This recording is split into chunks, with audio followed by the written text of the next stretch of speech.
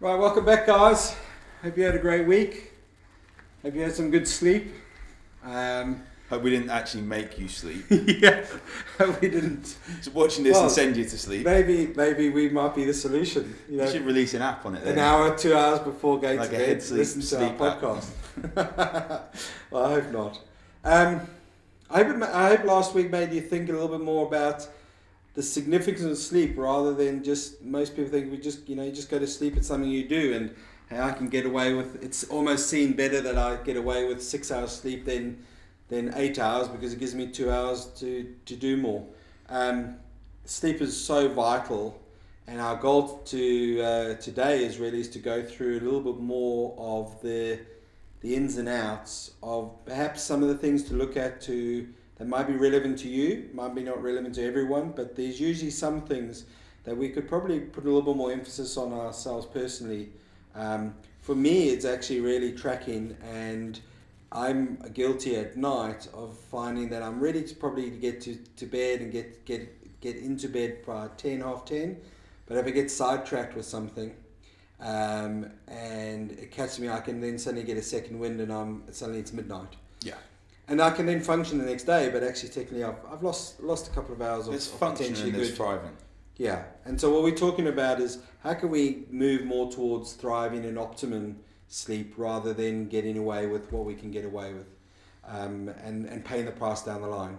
And a lot of things will disrupt sleep as well. And I think what we're going to go through in this episode is more what things actually disrupt your sleep, and how we will actually have the tips that we've used in order to help. And don't get us wrong, that there will be days when we have worse sleep than others. We are not perfect humans by any means. No. So there will be times where we'll say these tips, and I've actually gone through podcasts before and someone has said, what are your top tips? I'm like, oh, actually I should listen to myself a couple of times, and I've actually implemented some of the things and it's helped. Yeah, it's a great reminder. So disruptions, what things are disrupting us in our sleep? The big thing we've got is stress. However, there's such a broad subject of what is causing the stress. Now, two big things that are massive in the world we live in today are, first off, caffeine, and secondly, alcohol. Yeah. Caffeine, we don't see what necessarily the impact is that it has on our system. The same with yourself, where you can have caffeine and you're a fast metabolizer of caffeine, and you can still get to sleep. But what sleep is that, as we said about with the level of sleep? We don't necessarily know what level of sleep we're getting into. Is it messing with our cycle of sleep? Now, with caffeine, the half-life is 5 to 6 hours. Yeah. Therefore, if you have... Just explain what half-life is. Half-life is basically the product is still in your system, and after a certain time, half of it, and it keeps how long it takes for you to process half the amount. Therefore, at midday, if you go to sleep at 10 p.m, there's still going to be there's going to be a quarter of that coffee in there. Yeah. Therefore, it would be practically the equivalent of necking a quarter of Americano before going to bed and expecting to sleep better. Yeah. Now, it's not to say that you shouldn't have coffee, you shouldn't have caffeine. Just being aware of it. Yeah, and also aware of how you actually process that. Yeah. So that for some people, because we can get to have caffeine in the evening, and we see that we get away with it, it's actually probably a good thing to say, well, it's probably better to leave caffeine for midday or even in the morning. Yeah, and there were a couple of things that I used to have pre-workouts or black coffees before workout when I'd train at 4 or 5 o'clock, and it would still be in the system, and I could still sleep. Yeah. But what was my recovery from that workout? What was my strength like the next day? What was my focus like? And also, ladies who are on certain pills for their menstrual cycle, they're gonna actually can double the half-life.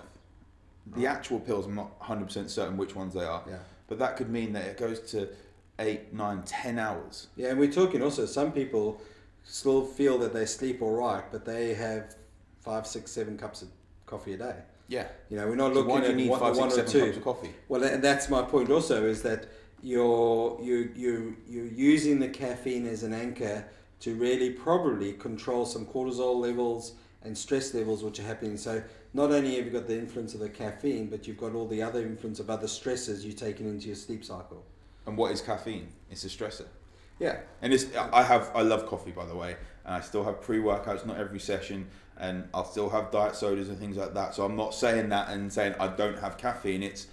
Caffeine is a stressor. When I was talking in the last episode about the Jenga, caffeine is taking a block out and put it on top, and there's only so much we can have before central nervous system gets stimulated too much and needs to recover. Yeah. I mean, the caffeine and the other stimulant, the same as alcohol.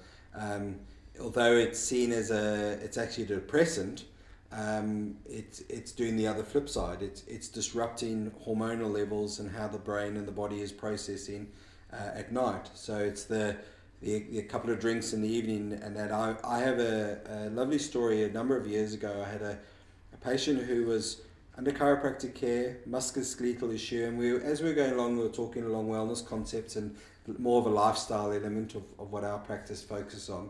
And he casually said that, well, he drinks normally like everyone else. So tongue in cheek, I said, well, what is normal? It might be different to my normal. And he says, well, I come home from work. He worked in big business. And he said, I come home from work and like everyone, I have a couple of glasses of wine whilst we then sit down with my wife. And like everyone, have a glass of wine with my meal. And my wife has about a quarter of a glass to my glass. And then usually afterwards, there's only a bit left, so I finish the bottle. So I said, well, in effect, you're really having close to a bottle of wine in the evening. It's binge drinking. So he said, well, yeah, I suppose so. But it was the modern day, well, that everyone does it. So I said, well, I don't do that. And he goes, oh, okay. What do you have when you have a meal? I said, sometimes water, but I generally don't have. But I do like a glass of wine with meal every now. I said, what about the concept of putting the half bottle back into the fridge and having that for the next day? He goes, well, it's very hard to do that, isn't it?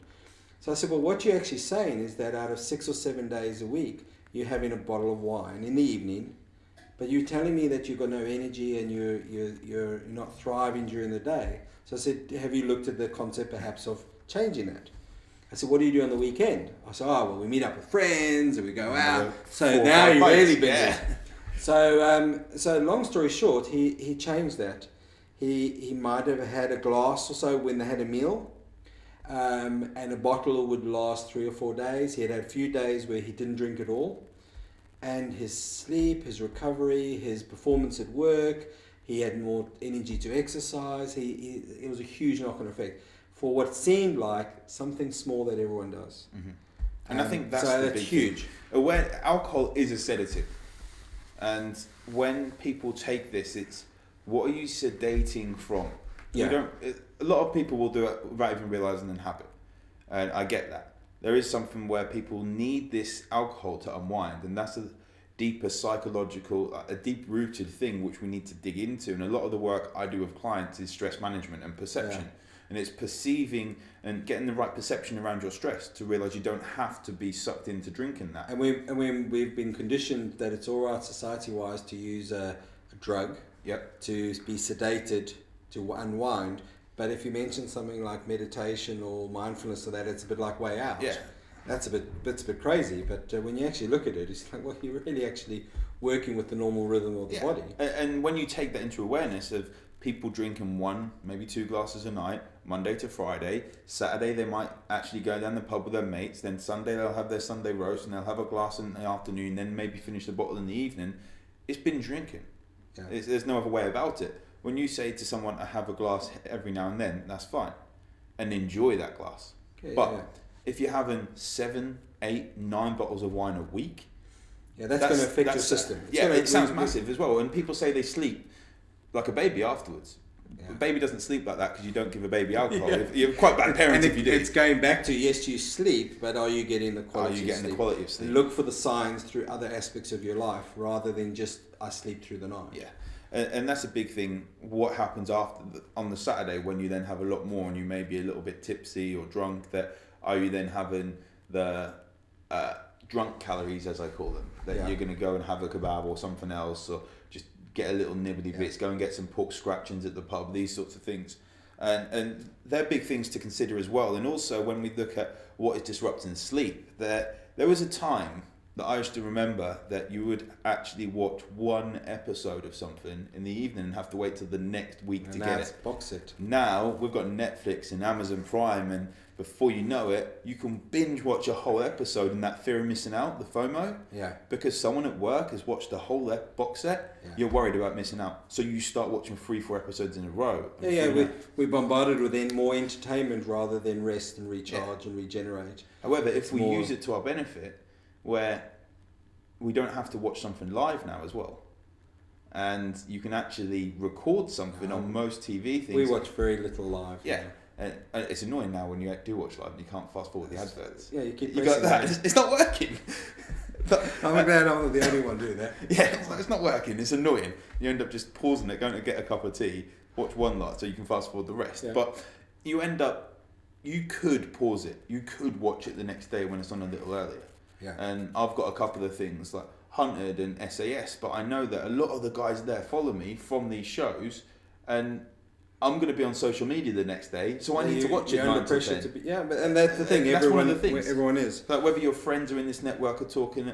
Football was always a different thing because there was a time when you'd go to school after a football match and you wouldn't be able to wait till the next day to watch it. Yeah. And sometimes with me, if it's an important football match, I'll watch it live if I'm with a friend because it's a good time for me to socialise with my friends, and we have to take that into account as well. But I'll also use it to my benefit that I'll switch social media off before a football match. We might watch something different and I'll record the football match, and then in the morning there's 90 minutes plus of football that I can watch whilst on my turbo trainer. Go to sleep a bit earlier, get up and do my cardio. And these are big things that are disrupting the sleep, along with the artificial lights.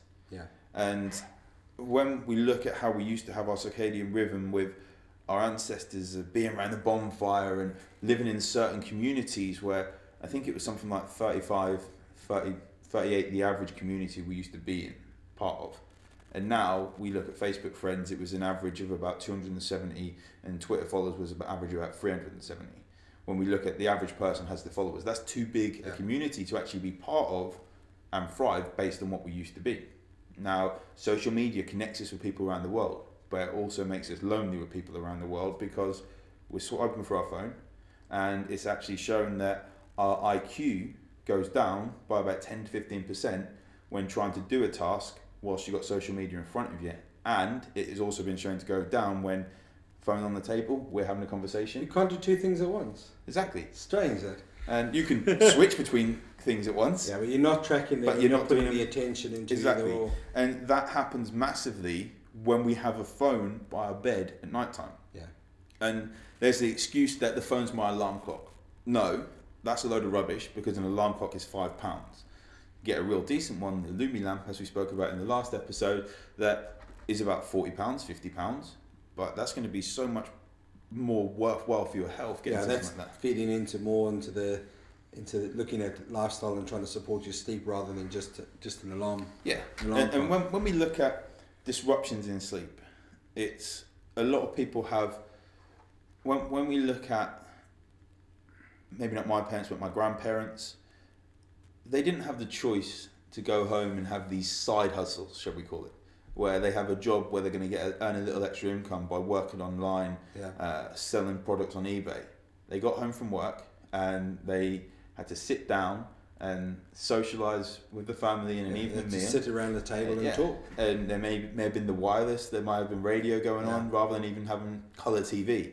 And now people, as you say, before you know it, that one email you had to send is going to take you till midnight. And technology nowadays, my MacBook has f.locks has like a screen dimmer to take the blue light out. It can help, but you're still going to be wired through thinking a lot. Yeah, one of the big disruptions is the availability of technology, gaming on tablets, on phones. Watching my kids love watching YouTube. They'll watch a movie sitting in bed. You've got to embrace technology, but you also got to understand technology and what its effects are. So technology is a big disruption. The other big disruption for me also is identifying, again, I kind of feel a bit of a repeat from our last episode of you've got to deal with the stresses during the day so that at night you're not dealing with the stresses. Yeah. You know, there's the whole thing of people like to write, put a little notepad next to your book, and if something comes up, you write it. You know, that can help. But really, ideally, getting the idea is deal with the stresses during the day so that at night you now then go through a process of preparing ready for sleep. At night, 3 o'clock in the morning is not the time to problem solve. It's the time to restore. So problem solve in the day so that you can release yourself to sleep at night. And deal with the day stuff so that at night you can sleep. Two of the big stresses that we've said, and it's going to sound contradictory because they're two of the massive things that will lower stress as well, are exercise and food. Yeah, I've got food as a big one. Exercise, we were speaking before we started today about the concept of... It's going to get your adrenals going. Yeah, so again, ideally exercise through the day, so you work off that cortisol, so as the cortisol drops down at night and your body's rhythms go more into sleep pattern. Some people do exercise on the way home or exercise in the evening. I think it's a little bit more personal, depends on how you as an individual cope with the disruptions of exercise. But exercise is great. If we exercise, we burn calories, we change hormonal levels, which is going to help sleep. So if someone's not sleeping very well, look for the disruption of actually they're not exercising enough, or some people are exercising inappropriately I've been massively guilty and creating more stress and more hormonal overload, more adrenal overload, and then they're wired and they're sleeping. It's the big thing, going back to that Jenga, exercise is stacking on is a stress stacker as well. These things can be same with food. Look at your gut health, look at when you're eating and the time, especially the shift workers, they're really the ones which battle with that. The other big one, which a lot of people don't really look into, is MSG in food processing and food additives. There's always counter research of these food additives are safe and that, but there's a lot of people who are very sensitive, and MSG is one of them. It's monosodium glutamate. It's a neurotoxin. It stimulates the nervous system. And it makes food taste really nice, but it also excites the brain. Same with a lot of sweeteners. Yeah. For a lot of people, are very sensitive. We then associate that with that good feeling of stimulating the brain, and then want more of it. You put aspartame and caffeine together, which is a great combination, a very famous soft drink. It fizzes. Some people get really quite wired on it. Yeah. It's seen as well. It's not got sugar in, so I'm not going to get a sugar rush. So look at the foods and look at some of the processes and understand for you as an individual. I realized that I had that food, that takeaway. Sometimes ask them, do you put MSG in there? Because you notice that you have from a certain takeaway, you either have a bit of upset gut or you don't sleep that well at night. It's actually a lot bigger issue than many people realize. Sleep the hours, but not the quality. Yeah, you wake up lethargic, you have a hangover. Yeah, and you do get that from food. Same with caffeine as well. If you take caffeine out and you're very addicted to caffeine, essentially, you can have a caffeine hangover. Now, food as well. When we have melatonin produced, it slows down the body's ability to digest food because it's there to relax and recharge the body. But a lot of people I've found with nutrition and stress management being my number one focus, and exercise on the side, because some people are too stressed to go and kill it in the gym, shall we say. It's if they eat too close to bedtime, it can impact their sleep. Some people it can help, but not high levels. Might be best have half a banana or something like that before bedtime. The timing is an interesting one, because actually a strange one is a lot of research suggests that having something like a cereal is actually better to have at night before you go into bed because of the serotonin release and the tryptophan, than having a protein meal, where protein tends to stimulate the nervous system. So each individual, I think, has got to play around, but it's well documented. A heavy meal late at night, it puts stress on the gut, it changes the way the probiotics work, or prebiotics, and how your body is digesting the bacteria, and it screws up your circadian rhythm. That's the thing, if you're going to exercise late, and you're then going to have a post-workout meal, you exercise late, you finish at the gym at 7, you then want that meal at 8, then you're going to bed at 9:30, 10, it's going to be quite a large meal. So it might be a case of, let's have your big meal at lunchtime, and then have your lunch snacky sort of meal in the evening, which or is even still using balanced. the snacky as more of a recovery if you're going to exercise late. Exactly. So that's given quite a few tips there. The other thing that I want to also stress, just because we've mentioned a lot of lifestyle things, Yep. one of the things also to look out for sleep is if you're really battling with sleep, really also remember that there are medical conditions that you've got to look out for. And so, the advice is also to get medically checked. If you're looking and change some things and sleep is a problem, get checked out medically. And then also look at medications. Medications can impact it massively. Your antidepressants are a huge one because they do play with the hormonal levels in your neurotransmitters. Your antihypertensives, your blood pressure medication, your steroids medication. There's a whole host. You read the package, because sometimes you might be chasing smaller factors of lifestyle, but there's a big thing of some of the medication that you're on, or some of health issues. Some people have sleep apnea. Yep. And they have issues, or where they have the shape of their jaw or their gullet, and so these are impacting their quality of sleep. And they may be looking at lifestyle things, which is good to do, but don't forget there's also medication and even some natural products which can affect sleep. And a lot of people have caffeine in things as well they don't realise. Yeah. Even chocolate, which does have a certain amount of caffeine in it, which people aren't always aware of, having that snack of chocolate with a glass of wine in the evening. So, and dress sads as well during the day. But there's a lot of things and even room temperature. A lot of people... temperature, like what I would say my routine would be is have your last meal 2 to 3 hours before bed. I put blue light blocking glasses on, which are amazing after about 20 minutes, I can just feel my body, like the melatonin being produced, ready to go to bed, read a book. And an ideal one, and I don't do it every night, is have a bath. Yeah. Because that will reduce your core body temperature to the point where it's actually ready to go to bed afterwards. Yeah, my bath signals, we have a running thing with, even when my kids were young, it was bath, book and bed. Yep. That was our routine. And I still, I bath in the evening, and bathing is the start of my wind down to chill out. I hang out in the bath, and it's my time out. And from then, I try not to watch too much TV or get hooked into technology. And then if I'm being a saint and I'm on the ball, which I'm not all the time, then I would probably listen to a 5-10 minute meditation, which then is more about sleep and wind down. So when I go to bed, my wife actually gets frustrated with me a lot, because I seem to just go to bed, lie down and go to sleep. Where she goes and reads, which is again a great way of winding down. And reads a book, not she hates a tablet. But it's sleep. Get to sleep actually starts a good number of hours before when you go to bed. It's a process. It's very much preparing your body through to get there, rather than I'm just it's 1 o'clock now, I need to get to bed, and you lie there, and now you expect the body to go into a sleep rhythm. It's a rhythm of the whole day. So try not to be caught out that we're lying there at 3 o'clock in the morning thinking, I now need to take something just to force my body to get to sleep, because you're just not going to get the... Yeah, it's artificial essentially. Yeah. Solves a problem in the short term, but doesn't solve the long term issue. It just literally puts a band-aid on it. Yeah. So what do you do for sleep? What works for you? What are some of the things we might have mentioned that actually resonate for you? It'd be lovely to know what your experience are. Are there some things that we've missed out and that you can share with us?